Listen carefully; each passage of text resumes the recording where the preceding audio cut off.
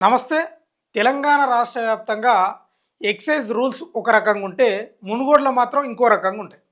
అదే మునుగోడు రాజగోపాల్ రెడ్డి యొక్క రూల్స్ 100% పాటించాల్సిందే. ఆయన చాలా కఠినంగా ఉన్నాడు మద్యం షాపు విషయంలో. ఏందంటే ఆయన మద్యానికి నిజంగా చాలా వ్యతిరేకమే. గతంలో కూడా స్టేట్మెంట్ చేసిండు. అసలు బెల్ట్ షాపులే ఉండొద్దు అని చెప్పిండు. గ్రామాలల్లో బెల్ట్ షాపులే ఉండొద్దు. దానివల్ల చాలామంది యువత పాడవుతారు అని చెప్పిండు. ఆ మధ్యకాలంలో మామూలుగా వైరల్ కాలే స్టేట్మెంట్లు. అసలు నా నియోజకవర్గంలో సరే రాష్ట్ర వ్యాప్తంగా ఎట్లానో ఉండకోకో నాకు సంబంధం లేదు. నా నియోజకవర్గంలో నేను చెప్పినట్లు ఉండాలన్నాడు. చాలామంది టెండర్లు వేస్తారా ఏరా అనే మీమాంసలో ఉన్నారు కానీ వేసిండ్రు. ఆయన చెప్పింది ఏంటంటే మద్యం షాపులు ఊరుకు దూరంగా ఉండాలి. ఎస్, దూరంగా ఉండాలి. ఎప్పుడు తెరవాలి? ఒకటి తర్వాతనే తెరవాలి అన్నాడు. మళ్ళా పర్మిట్ రూములు కూడా సాయంత్రం 6 వరకే ఉండాలన్నాడు. ఈ పర్మిట్ రూమ్లలో కూర్చొని తాగుకుంటూ మధ్య మత్తులో ఆడవాళ్ళను వేధిస్తున్నారు, ఇంట్లో భార్యలను కొడుతున్నారు అని రకరకాల స్టేట్మెంట్లు ఇచ్చిండు. ఆ మధ్యకాలంలో వార్తలు కూడా వచ్చినాయి. జూపాలి కృష్ణారావు కొంత సీరియస్ కావడం, సీరియస్ అంటే మీడియా ముఖంగా ఏం కాలేదు కానీ కొన్ని వార్తలు వచ్చినాయి. ఏంది రాష్ట్ర వ్యాప్తంగా ఓ రూల్స్ అయితే నీ రూల్స్ ఏంది, అసలు నువ్వేమనుకుంటున్నావు అంటే కూడా తగ్గలేదు ఎక్కడ. చెప్తున్నాడు 1 గంట తర్వాతనే ఈ మద్యం ఎవరైతే దక్కించుకున్నారో టెండర్లు వాళ్ళు కూడా కరెక్ట్ పాటిస్తున్నారు. ఏంది 1 గంట తర్వాతనే తెరుస్తున్నారు. వాస్తవమే నిజంగా. ఈ మద్యం చేయవాటికే ఎన్నో నేరాలు ఘోరాలు ఇంకా చెప్పుకుంటూ పోతే చాలా ఉన్నాయి. ఇంకో తమాష ఏంటంటే ఈ మద్యం లేకపోతే రాష్ట్రం మొత్తం నిద్రపోతుంది, కుదేలైపోతుంది. మనం మాట్లాడుకోవద్దు కానీ నిజంగా మద్యం ప్రియులు నిజంగా సమాజంలో మద్యం అంటే ఓ రకంగా మనం చూస్తాం కాబట్టి వాళ్ళకు సంఘాలు గింగాలు లేవు కానీ నిజంగా సంఘాలు ఉంటే అన్ని అవార్డులు వాళ్ళకే వస్తాయి. ఎస్, ఇవాళ రాష్ట్రం నడుస్తుందంటే వాళ్ళ పుణ్యాన్నే. వాళ్ళు లేకపోతే ఉత్తదే ఉండదు, డొల్ల కాలికుండా. అంత పుణ్యాత్ములు వాళ్ళు. వాళ్ళు పోసే పోతకు రాష్ట్ర ఆదాయం అయితే మామూలుగా ఉండదు. ఇంకా పండుగల సమయంలో అయితే ఇంకా చెప్పనే ఉండదు. మన సంక్రాంతికి అయితే కోట్లే. అంత అంత వాళ్ళ వాళ్ళ యొక్క పోత ఉంటుంది, అట్లా ఉంటుంది వాళ్ళది. ఒకసారి వార్త చదువుదాం మనం. మధ్యాహ్నం 1 గంట తర్వాతే వైన్స్ ఓపెన్, ఇందులో no change. MLA Rajagopal Reddy. Rajagopal Reddy అనుకుంటాం కానీ కొన్ని మంచి పనులు చేస్తాడు. ఎస్, పేద ప్రజల పక్షాన మంచినీళ్ళు పడతాడు. హాస్పిటళ్ళకు కానీ చదువులకు కానీ కొంచెం ఆలోచిస్తాడు. ప్రజల గురించి అయితే ఆలోచిస్తాడు. మరీ స్వార్థం అని ఏం కాదు. అంటే నా ఇంటర్నల్గా నాకున్న సోర్సెస్ ప్రకారం నేను అనుకుంటే కొంచెం ఓకే, పర్లేదు, వాళ్ళన్నంత అయితే ఏం కాదు. కొంచెం సామాన్యుల పక్షాన పేదల పక్షాన వాళ్ళ యొక్క బాగు కోసం కొంత పనిచేస్తాడు, ఉంది అది అయితే. మునుగోడులో మద్యం షాపుల సమయ పాలనలో ఎలాంటి మార్పు ఉండదని స్థానిక ఎమ్మెల్యే కోమటిరెడ్డి రాజగోపాల్ రెడ్డి స్పష్టం చేశారు. మధ్యాహ్నం 1 గంట తర్వాతే వైన్ షాపులు తెరుచుకోవాలని, సాయంత్రం 6 గంటల తర్వాతే పర్మిట్ రూమ్లకు అనుమతించాలని మద్యం షాపు నిర్వాహకులను ఆదేశించినట్ట. ప్రజల ఆరోగ్యం కోసం కఠిన నియంత్రణ కొనసాగిస్తామని స్పష్టం చేశారు. నిజంగా రాజగోపాల్ రెడ్డిని చూసి ప్రభుత్వం సిగ్గు తెచ్చుకోవాలి. ఎస్, ఇది నేను అంటున్న ముచ్చటగా సుమా. మీరు తెలంగాణ ప్రజలు సరే వాళ్ళు తాగేటోళ్ళు చెప్పకపోవచ్చు కానీ మిగతా వాళ్ళు చెప్తారు. ఈ ఎట్టుంటుంది ప్రభుత్వం, ఎట్లా 1-2 గంటల వరకు కూడా ఓపెన్ చేస్తుంది వైన్ షాపులను. అట్లుంటుంది పరిస్థితి. మునుగోడు ఎమ్మెల్యే కార్యాలయంలో మద్యం వ్యాపారులతో రాజగోపాల్ రెడ్డి సమావేశమైనట. ఈ సందర్భంగా ఆయన మాట్లాడుతూ వ్యాపారం కోసం ప్రజారోగ్యాన్ని బలి చేయొద్దని వ్యాపారులకు సూచించారు.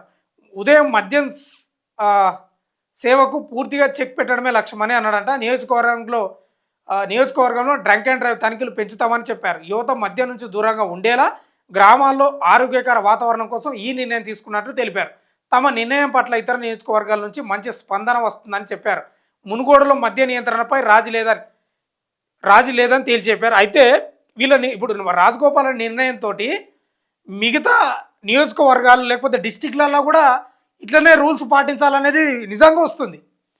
మరి కాకపోతే ఏందండి, చిన్న చిన్న గ్రామాలలో బెల్ట్ షాపులు చిన్న గ్రామంలో 30-40 ఉంటాయి, పెద్ద గ్రామం అయితే 60-70. సరే వాళ్ళు బతుకోద్దని కాదు కానీ అసలు గల్లీ గల్లీకి 2-3 ఉంటాయి. గ్రామాలలో కూడా ఎట్లా తయారంటే జనాలు, పిల్లలు ఈ చదువులు కూడా చక్కగా చదువుకున్నారు ఊర్లలో. అరే 10-15 ఏళ్ళు 12-14 ఏళ్ళ నుంచే స్టార్ట్ చేసాడు తాగడం. ఆ బెల్ట్ షాపులు అడ్డగోలుగా అయినాయి, పోవడం తాగడం చిల్లరగా తయారు కావడం జరుగుతుంది. నిజంగా చాలా ఘోరంగా ఉంది పరిస్థితి. కానీ రాజగోపాల్ రెడ్డి మాత్రం చాలా కఠినంగా ఉన్నాడు. ఎస్, ఉండాలి. ఏందంటే నాకు అర్థం కాదు, మద్యం మీద రాష్ట్రాన్ని నడపడం ఏందండి నాకు అర్థం కాదు. పరిశ్రమలు తేవాలి, ఇన్ఫ్రా ఇన్ఫ్రా ఇన్ఫ్రాస్ట్రక్చర్ తేవాలి, తెచ్చి ఉద్యోగాలు కల్పించి ఆదాయాన్ని పెంచాలి. కానీ మద్యం మీద రాష్ట్రాన్ని పెంచడం ఏంది, ఆదాయాన్ని పెంచి పోషించడం ఏంది? ఇది మరి దారుణం కాదా? ఎటుగాంగా తాగేటోళ్ళు ఉన్నారు కదా అని మద్యం షాపులను 1-12:30 వరకు తెరిచి వస్తారు, తాగేటోళ్ళు ఉంటారు కదా అని. మరి దారుణం నిజంగా. నిజంగా చిత్తశుద్ధి లేదు ప్రభుత్వాలకు. ప్రజలను తాపుతున్నారు, ఫైన్లు వేస్తున్నారు. ఇక వీళ్ళు మళ్ళీ ఇది ప్రజల కోసం అన్న ఖర్చు పెడుతున్నారు అంటే అది కూడా డౌటే, నిజంగా డౌటే ఉంది. మరి దారుణం. ఇంకా నిజంగా రాజగోపాల్ రెడ్డిని చూసి నిజంగా ఇన్స్పైర్ కావాలి, ఆదర్శవంతుడే నిజంగా ఈ విషయంలో అయితే. వేరే విషయాలు ఏదైనా ఉంటే పక్కన పెడదాం, కానీ ఈ విషయంలో అయితే ఆదర్శవంతుడే. ఒత్తిళ్ళు వస్తున్నాయి, ఒత్తిళ్ళు అయితే వస్తున్నాయి. 100% 1 గంటలకు తెరవాలి, మధ్యాహ్నం తెరవాలి. బెల్ట్ షాపులు ఉండొద్దు అని కూడా అంటున్నాడు. బెల్ట్ షాపులు ఉండొద్దు, 1 గంటలకు తెరవాలి. వైన్ షాపులు, పర్మిట్ రూమ్లు 6 గంటల వరకు. మంచిదే కదండి, నాకు అర్థం కాదు. ఈ పనికిమాలిన ప్రభుత్వాలు ఈ మద్యం మీద ఆధారపడి బతుకుతున్నాయి సిగ్గు లేకుండా. జనాలను తాపించి వాళ్ళు తాగితే వచ్చే ఆదాయంతో పథకాలకు ఇదే అండి, నాకు అర్థం కాదు.